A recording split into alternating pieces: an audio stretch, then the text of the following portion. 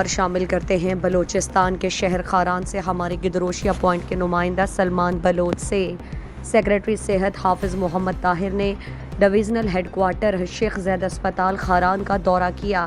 ان کے ہمراہ divisional director health Rakhshan doctor Sher Ahmed Baloch, D H O doctor Muhammad Anwar Gola, M S doctor Mehboob Baloch, D S M P P H I Sohail Islam, D D H O doctor Hafeez Ullah, dental surgeon doctor Shakir انور۔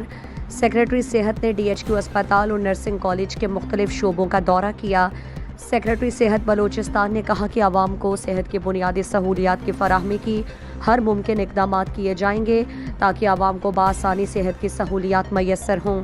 انہوں نے کہا کہ اسپتالوں میں doctors اور سٹاف کی غیر حاضری اور کمی کوتاہی قابل قبول نہیں۔ جو ڈاکٹر فرائض سے غفلت برتے ان کے خلاف فوری کارروائی کی جائے گی۔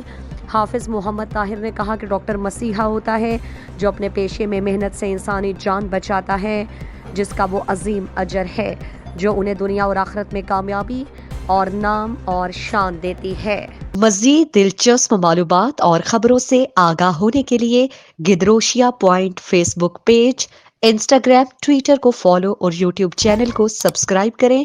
بیل آئیکن بٹن دبانا نہ بھولیں تاکہ مکران سمیت بلوچستان کی خبروں سے جڑے رہیں۔